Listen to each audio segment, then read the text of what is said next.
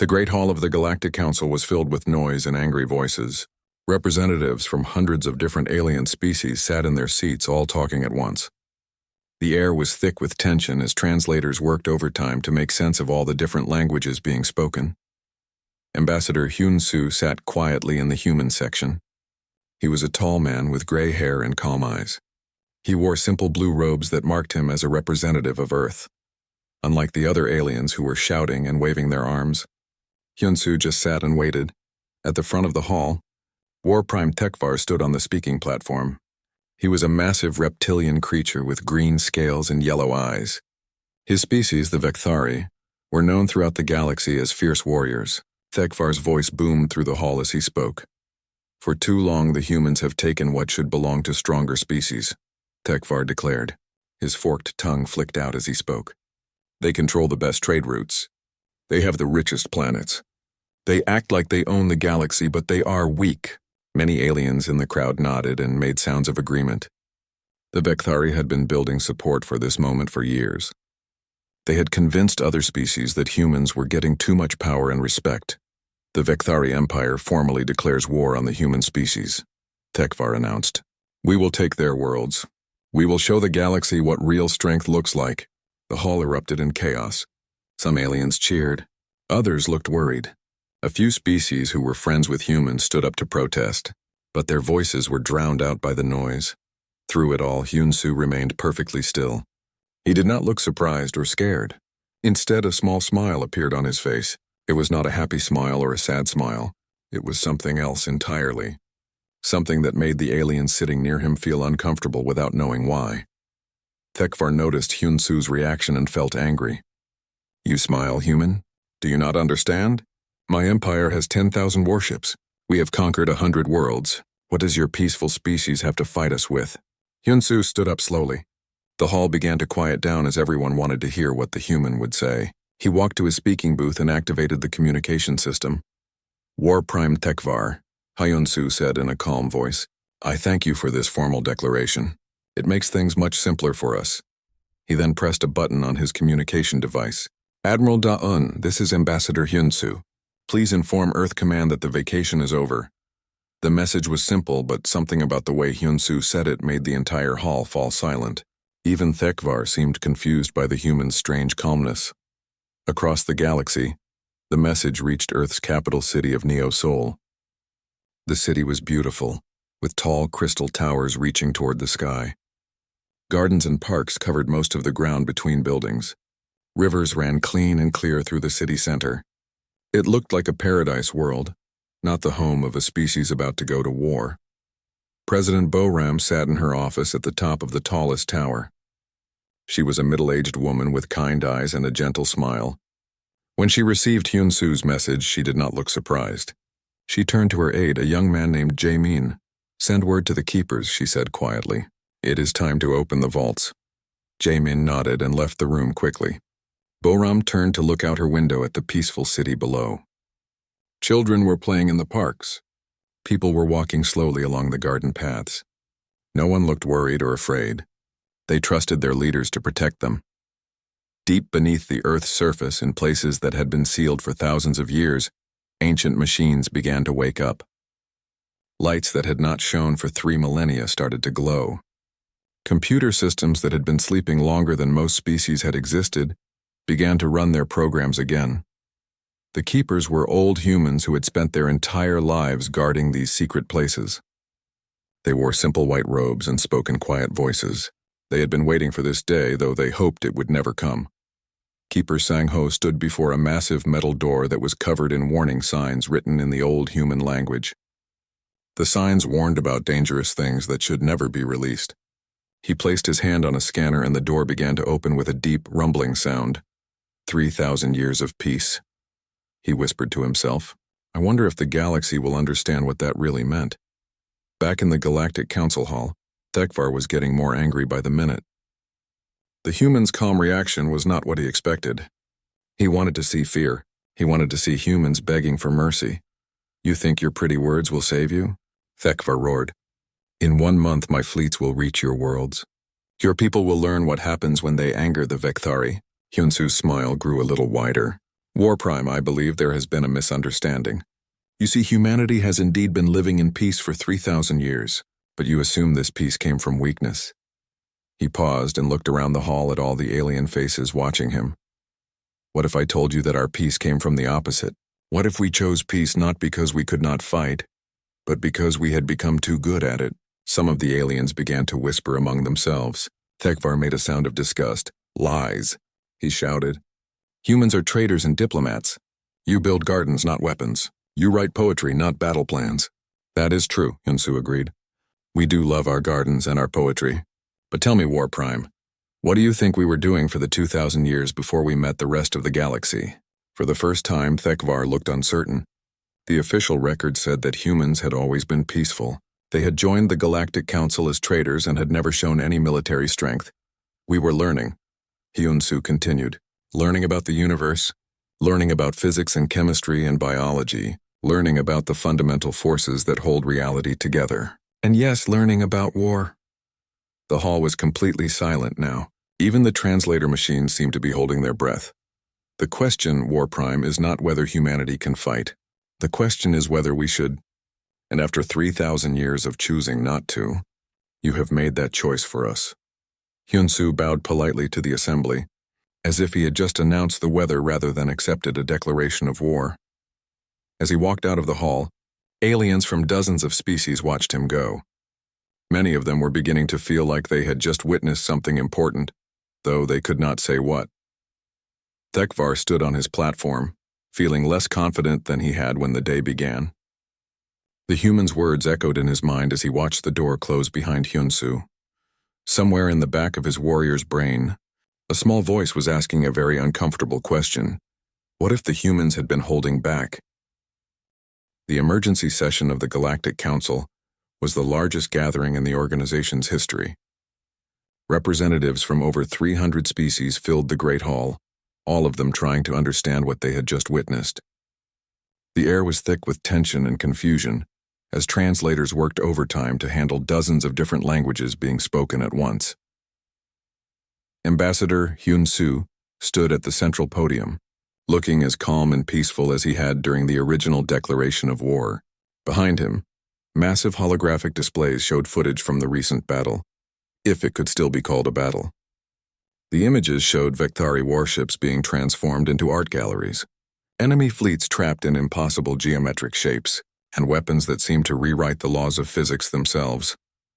Honored delegates, Hyunsu began in his gentle voice. I know that many of you have questions about what you have seen. Let me try to provide some answers. In the Vectari section, WarPrime Thekvar sat quietly in his chair. His scales, once bright green with confidence, had turned pale gray.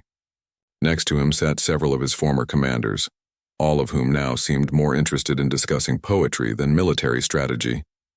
The conversion beam had left permanent changes in their thinking. For 3,000 years, Hyunsu continued, humanity has been part of this galactic community. We have traded with your species. We have helped resolve conflicts between your peoples. We have shared our art, our music, and our philosophy. Many of you have come to think of humans as peaceful traders and diplomats. Ambassador Zilkta of the Hegemony, a spider-like species known for their military strength, raised one of her arms. Ambassador Hyunsu, we have observed your people for centuries. Your ships carry no visible weapons. Your colonies have no military installations. How is it possible that you possess such impossible technologies? Hyunsu smiled the same mysterious smile that had started this entire affair. Ambassador Zilkta, you have indeed observed us carefully. But you were looking for the wrong things. You were looking for weapons that looked like weapons. You were looking for soldiers that looked like soldiers. Dr. Narration, Earth's leading scientist and inventor, joined Hyunsu at the podium. She was a small woman with bright eyes who looked more like a teacher than a creator of reality-bending weapons. Let me show you what we have really been doing for the past 3 millennia, Dr. Narration said as she activated the holographic displays. The images changed to show human colonies and cities. But now, with new understanding, the alien delegates could see what they had missed before. The beautiful crystal towers were not just buildings. They were massive quantum computers capable of processing information across multiple dimensions. The peaceful gardens were not just decorations. They were living weapons that could reshape matter at the molecular level. Every human settlement is a research facility, Dr. Nare explained. Every trade ship is a mobile laboratory. Every diplomatic meeting is an opportunity to learn more about the universe and how it works. Philosopher Kyung Ho, an elderly human with wise eyes, stepped forward to address the assembly. He was considered one of the greatest thinkers in the galaxy, though most aliens had not realized he was also one of its most dangerous individuals. The question you should be asking, Kyung Ho said gently, is not how we develop these capabilities. The question is why we chose not to use them. A murmur ran through the assembly. This was indeed the question that had been troubling many of the delegates. Our ancestors, Kyung Ho continued, learned something that your species have not yet discovered. They learned that the purpose of strength is not to dominate others, but to protect them. They learned that the greatest victory is the war you choose not to fight. Admiral Da-Yun appeared on a communication screen from her flagship. Even though the battle was over, her ship maintained its transformed appearance, sleek and beautiful and clearly capable of impossible things. We could have conquered the galaxy at any time during the past 3,000 years, she stated simply. We chose not to because we wanted to see what kind of civilization would develop if species were allowed to grow and learn without fear. General Tae-hyun, who had been awakened from his long sleep to help with the crisis, added his own perspective. Warprime Thekvar's people are not evil. They are simply young. Most species in this galaxy are still thinking about conflict in primitive terms. Ships fighting ships, planets conquering planets. We stopped thinking that way when we realized we could fight with concepts themselves. The alien delegates listened in growing amazement as the humans explained their true nature. Engineer Subin demonstrated how human cargo ships could reconfigure themselves into any shape needed. Captain Mi Young showed how their passenger liners could manipulate gravity and time. Dr. Yun-Su explained how their research stations had been secretly studying ways to improve life for all species in the galaxy. This is why our technology always seemed slightly better than yours, Dr. Nare explained. This is why our ships were always a little faster, our computers always a little smarter, our cities always a little more beautiful. We were not hiding our advances, we were sharing them.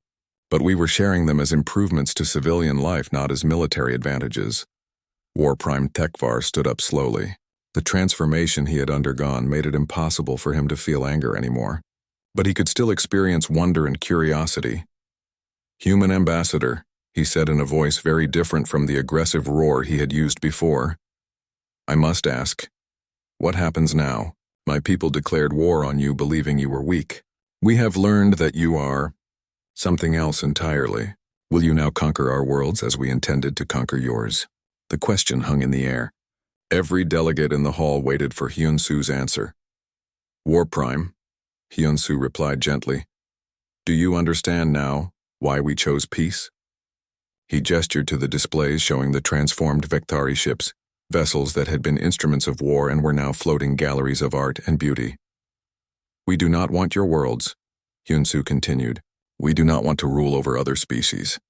We want to see what kind of galaxy we can build together when everyone understands that strength should be used to protect, not to dominate. President Boram appeared on another communication screen from Earth. Behind her, the crystal towers of Neosol gleamed in the sunlight, and gardens stretched to the horizon. The new galactic compact that we are proposing today is not a treaty of conquest, she announced. It is an agreement of understanding. Humanity will continue to appear as we always have. Peaceful traders and diplomats. But now you will know the truth about what that peace really means. She paused and looked directly at each delegate through the screen. You will know that our peace is not the absence of strength, she continued. It is the choice of beings who have transcended the need to prove their power through violence. Scientist Dr. Yan-Su added more details about the compact. We will continue to share our technology, but now you will understand what you are receiving. We will continue to help resolve conflicts between species, but now you will know why our mediation is so effective. Ambassador Zilkta of the hegemony spoke again. And if other species choose not to accept this compact? If they decide to test humanity's commitment to peace? Admiral Dayun's image smiled on the communication screen. Then they will receive the same education that the Vectari just received. We hope this will not be necessary, but we are prepared to teach as many lessons as needed. The voting on the new Galactic Compact was unanimous. Every species represented in the council agreed to the new arrangement. Some voted because they were inspired by humanity's philosophy. Others voted because they were terrified of what might happen if they refused. As the session ended, delegates began filing out of the hall. Many of them were talking quietly among themselves, trying to process what they had learned. War Prime Thekvar approached Ambassador Hyunsu as the crowd dispersed. "Ambassador," he said, "I find that I am no longer capable of anger or hatred. The transformation your people performed on me and my crews, is it permanent?" "Yes," Hyunsu confirmed. "But War Prime, I want you to understand. We did not take anything away from you. We only removed your ability to cause harm to others. You are still you. You are still a leader. You can still make decisions and feel emotions. You simply cannot choose violence anymore." Thekvar considered this. "And my people? My empire? Your people will have to decide for themselves what kind of civilization they want to build," Hyunsu replied. "We will not force change on them, but we will also not allow them to harm others." In the weeks that followed, news of the demonstration spread throughout the galaxy. Some species were frightened by the revelation of humanity's true capabilities. Others were inspired by the example of a civilization that had chosen peace despite having the power to dominate. On Earth, life continued much as it always had. Children played in parks, families gathered for meals, artists created beautiful works, scientists continued their research into the fundamental nature of reality. The only difference was that now, when humans looked up at the stars, they knew that their neighbors finally understood the choice they had made 3,000 years ago.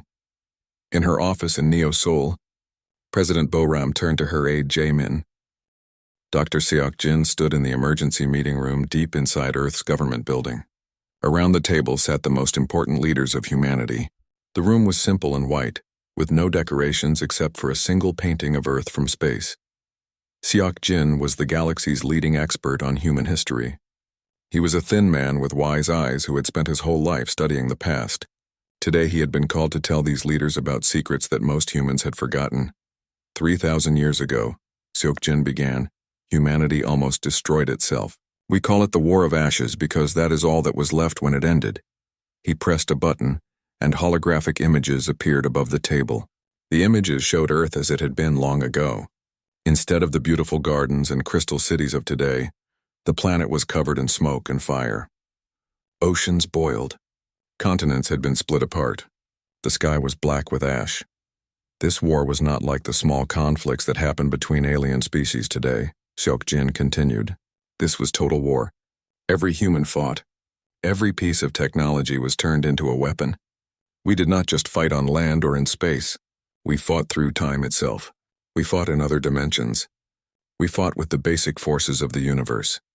General Taehyun, an old soldier who had been sleeping in cryo-freeze for over 1,000 years, nodded grimly.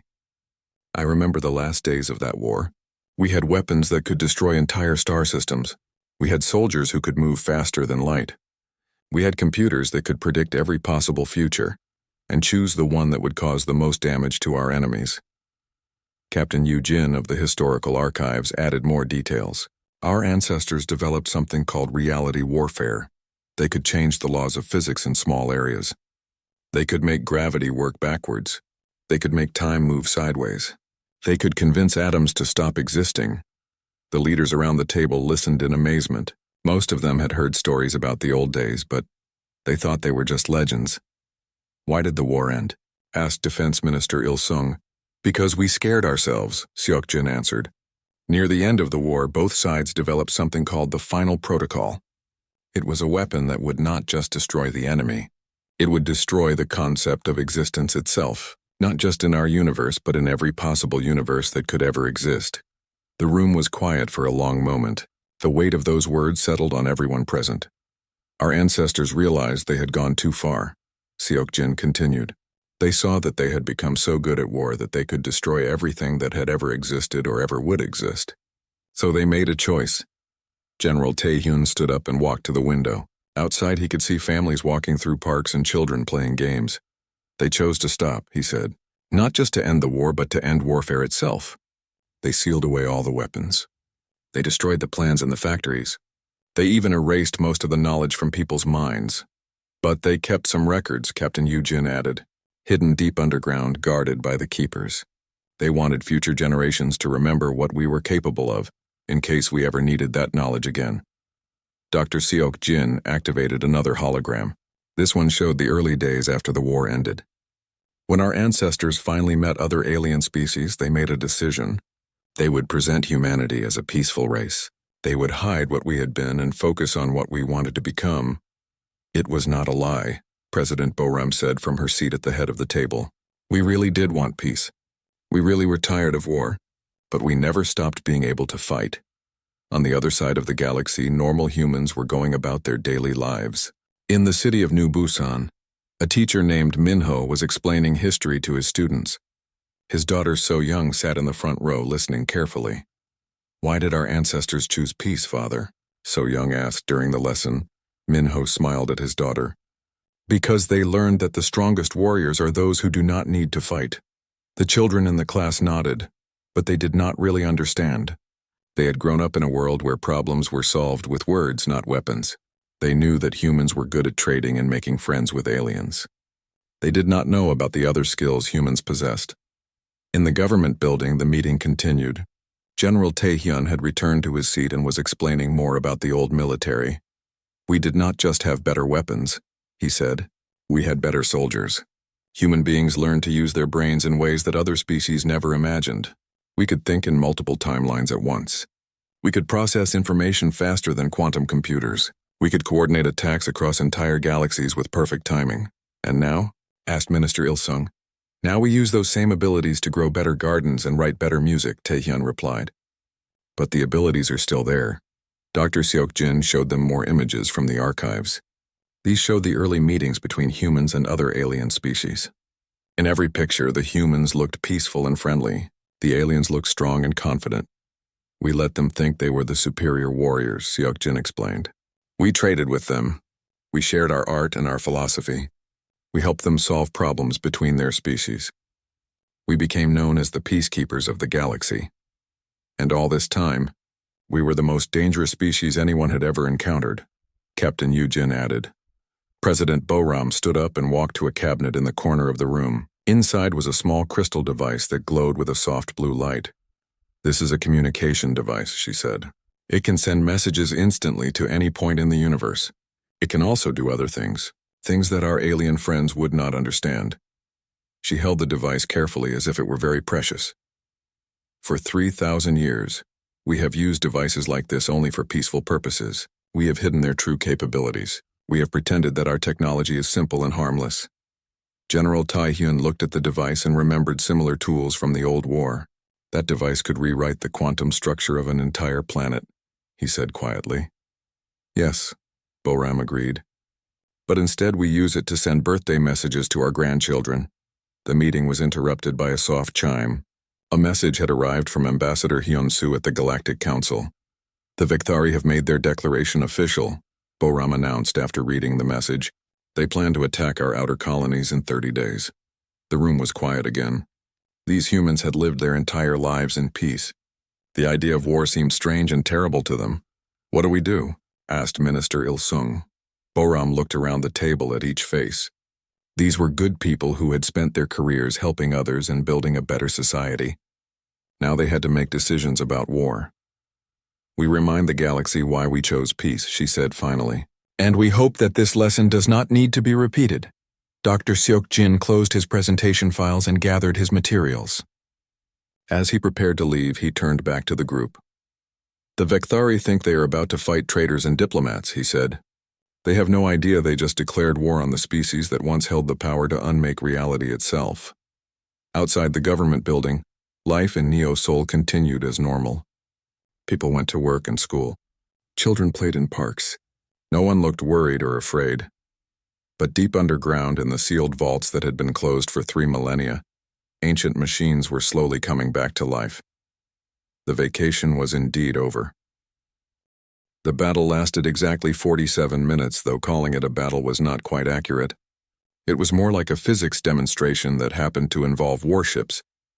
Captain Dongwoo stood on the bridge of the HSS Silent Thunder, watching his tactical displays with the calm expression of someone solving a math problem. His ship had revealed its true form, a sleek vessel that seemed to exist in multiple dimensions at the same time. Through the transparent sections of the hull, crew members could see stars in space from impossible angles. "Captain," Lieutenant Haywan reported from the weapons station, "the Victari are still trying to surrender, but their fleet commanders are refusing the order. About 12,000 ships are breaking formation and attempting to attack." Dongwu nodded calmly. "I see. What weapons would you recommend, Lieutenant?" Haywan studied her options on the tactical screen. "We could use the quantum disruption array to simply remove them from existence, or the reality anchors to trap them between dimensions. The consciousness scramblers could make them forget they wanted to fight." "Those are all excellent choices," Dongwu agreed, "but I think this calls for something more educational. Use the conversion beam on the lead ship. Let us show the galaxy what human warfare really looks like."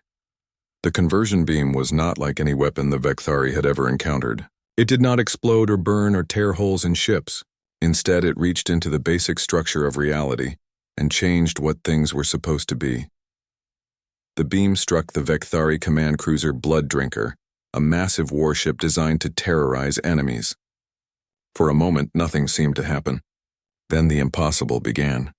The ship's weapons turned into musical instruments. The armor plating became stained glass windows showing beautiful scenes of peace. The engine rooms became gardens filled with flowering plants. The bridge, where War Commander Velkoth had been screaming orders for attack, transformed into a meditation center with soft cushions and gentle lighting. Velkoth found himself sitting cross-legged on a comfortable mat, surrounded by his bridge crew who were all looking around in wonder. Where there had been weapon controls, there were now paintbrushes and canvases. Where tactical displays had shown enemy positions, there were now windows looking out at the beauty of space.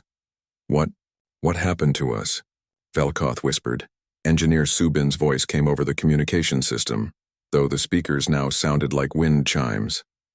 "War Commander, you have experienced a conversion beam. Your ship has been transformed from a vessel of war into a vessel of peace. The change affects every atom of your ship and everyone on it. You are physically incapable of violence now." The strangest part was that Velkoth did not feel angry about this. The idea of fighting seemed silly and pointless. He looked at the art supplies around him and felt a sudden urge to paint a picture of the beautiful human ships floating nearby. "This is impossible," he said, but he was already reaching for a paintbrush. "On the contrary," Subin replied gently, "this is just advanced matter reorganization combined with quantum consciousness adjustment. We learned how to do this about 2,000 years ago." Across the battlefield, other human ships were demonstrating their own unique capabilities. Specialist Ji-hoon aboard the HSS Temporal Rose deployed what he called temporal mines. These were not mines in the traditional sense. They were small devices that could speed up or slow down time in specific areas. When Victari ships flew through the temporal mines, strange things happened. Some ships aged thousands of years in seconds, their crews dying of old age while their hulls crumbled to cosmic dust. Other ships were frozen in time, trapped in single moments that would last forever. A few ships began moving backwards through time, their crews growing younger, until they became children who had no idea how to operate warships. "This is not war," Admiral Kreshitar of the Victari 3rd Squadron transmitted to his remaining ships. "This is madness." Captain Mi-young of the HSS Gravity's Dance heard this transmission and decided to respond. Her ship specialized in gravitational warfare, the art of using gravity itself as a weapon. "Admiral Kreshitar," she said over the communication channel, "you are correct. This is not war as you understand it. Let me show you the difference." Mi-young activated her ship's gravity weavers. These devices could manipulate the fundamental force of gravity in ways that violated everything the Victari thought.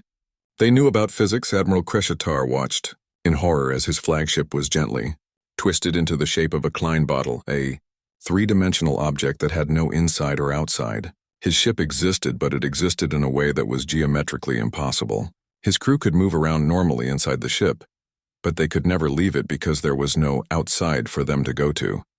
"How are we supposed to surrender if we cannot leave our ship?" Kreshitar asked in a voice full of confusion. "You can surrender by radio," Mi-young suggested helpfully. "The communication systems still work perfectly." Other human ships were demonstrating equally impossible abilities. Commander Jae-sung of the HSS Phase Walker used dimensional displacement weapons to move enemy ships into parallel universes, where they were the only thing that existed. The crews found themselves floating alone in empty space with nothing but their own ship for company. Lieutenant Colonel Yunha of the HSS Mind's Eye specialized in consciousness warfare. She could reach into the minds of enemy crews and edit their memories and personalities.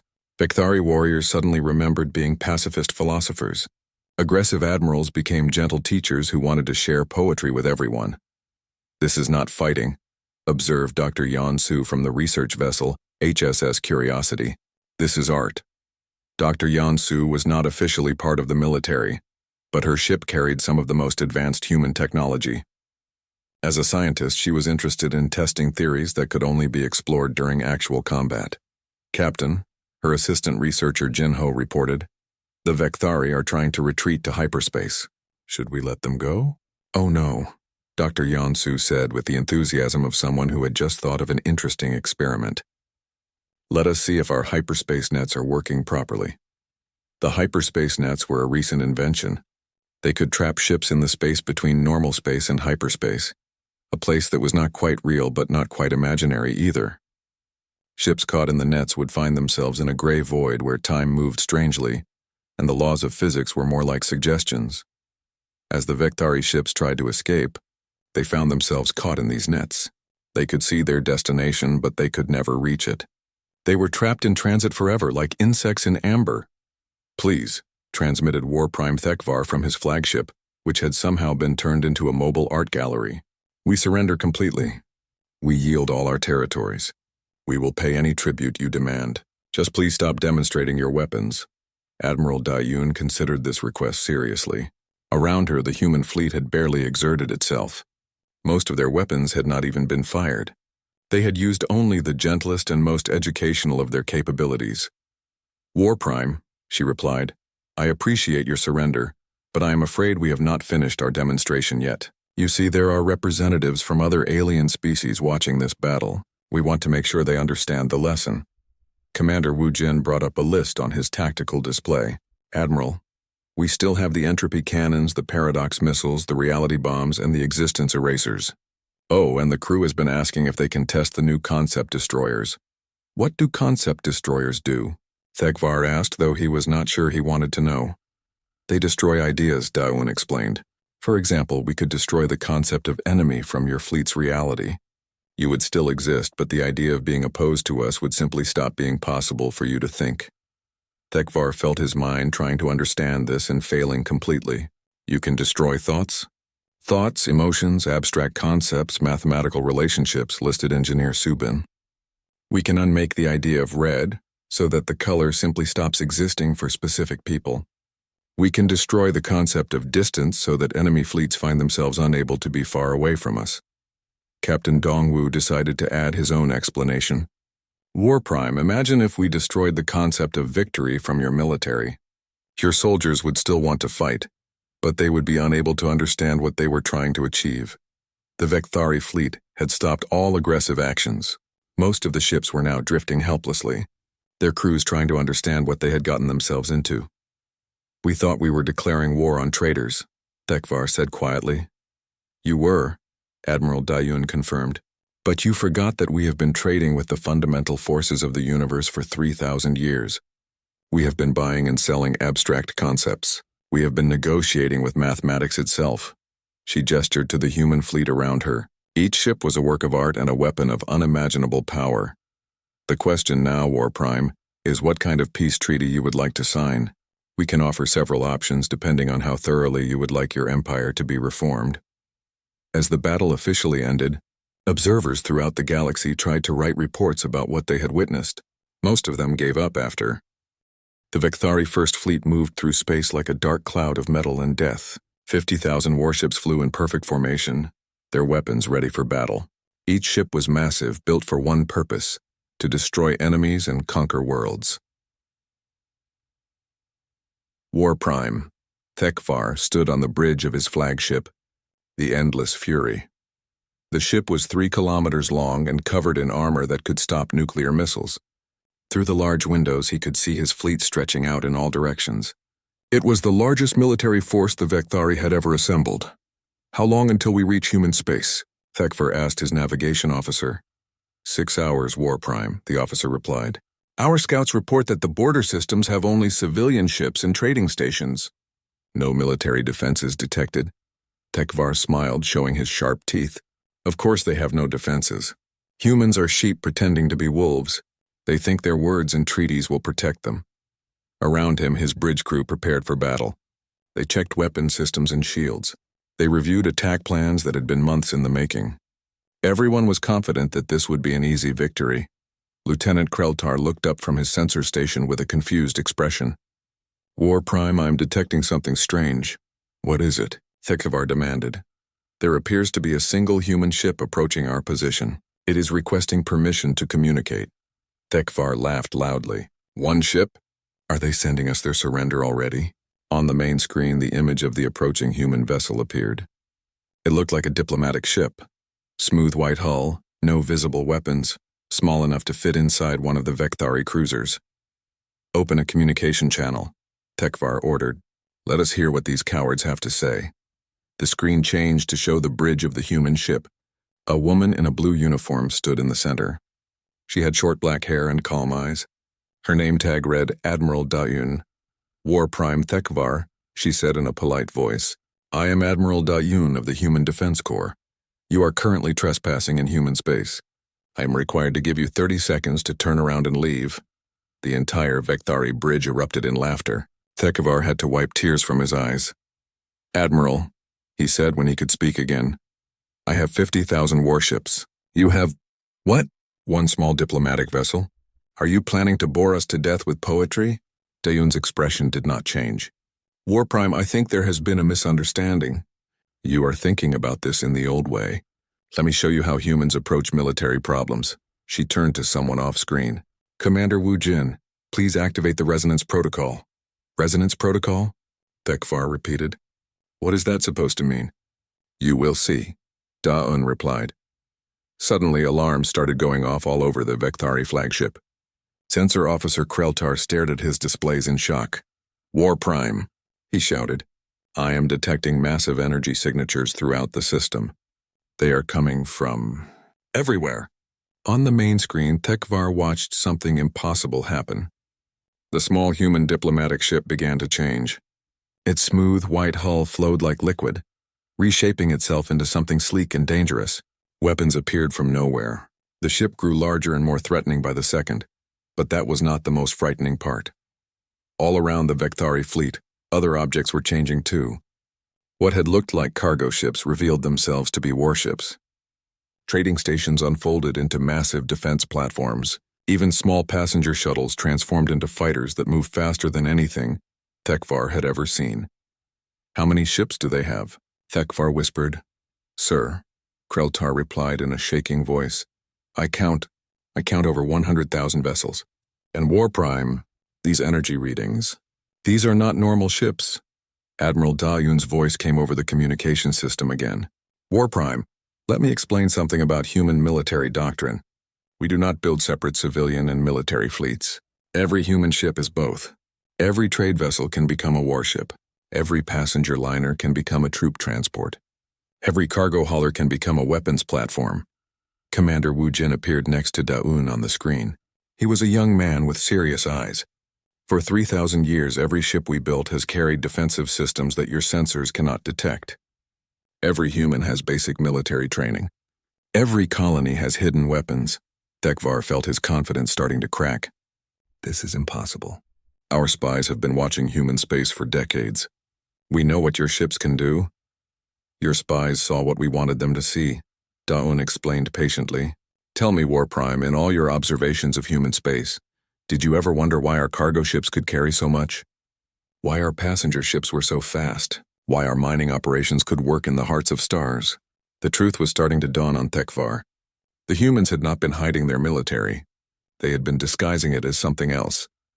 Impossible, he said again, but his voice was weaker now. On his sensor displays, more impossible things were happening. Energy readings were coming from the system's star itself. Something massive was moving inside the burning plasma. WarPrime, Kreltar reported.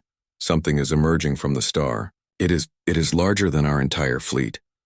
On the main screen, they watched as something came out of the star's surface. It looked like a city made of crystal and metal, but it moved through space as easily as a ship. Solar plasma flowed around it like water, but it was not damaged by the incredible heat. "What is that thing?" Thekvar demanded. "That is the HSS Prometheus," Dayun answered. "It is one of our deep space research stations.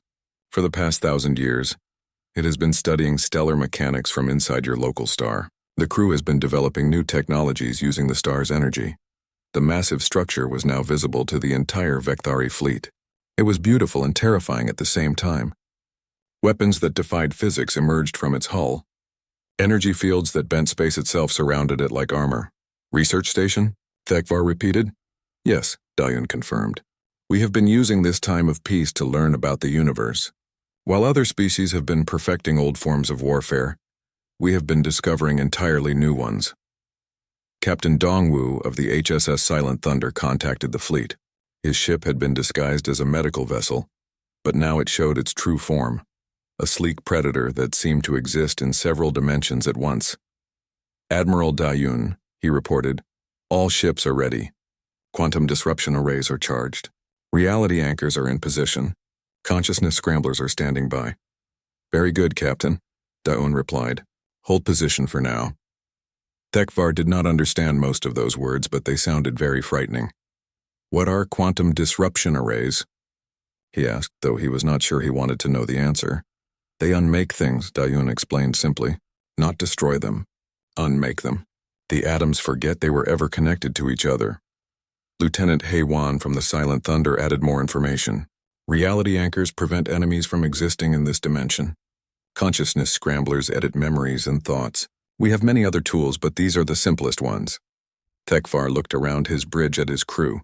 These were experienced warriors who had fought dozens of battles. Now they all looked scared and confused. "This is not how war is supposed to work," he said quietly. "HFY," Dayun said gently. "You are still thinking in the old paradigm. You are thinking about destroying ships and conquering planets. We stopped thinking that way 3,000 years ago." Engineer Subin joined the conversation from another human ship. "HFY, would you like to see a demonstration of human warfare? We can show you without harming your crews." Before Thekvar could answer, one of his smaller ships suddenly began to change. Not its shape, but its purpose. The weapons became gardens. The armor became art galleries. The bridge became a library filled with poetry books. "What did you do?" Thekvar shouted. "We convinced your ship that it was built for peace instead of war," Subin explained. "The change is permanent. Your crew is perfectly safe, but they now find the idea of violence completely impossible to understand." The Vekthari crew on that ship were now sending messages of confusion and wonder. They could not remember why they had been angry. They wanted to share their new poetry with everyone. Thekvar realized that he was not facing an enemy fleet. He was facing something completely beyond his understanding. "We yield," he said quietly. "I'm sorry, HFY," Dayun replied. "Could you speak louder? I want to make sure the rest of the galaxy hears this." "We yield," Thekvar shouted. "The Vekthari Empire surrenders." Around him, his bridge crew looked relieved. They had come here expecting to fight sheep. Instead, they had found something that could rewrite reality itself. "Thank you, HFY," Dayun said. "Now shall we discuss the terms of peace?"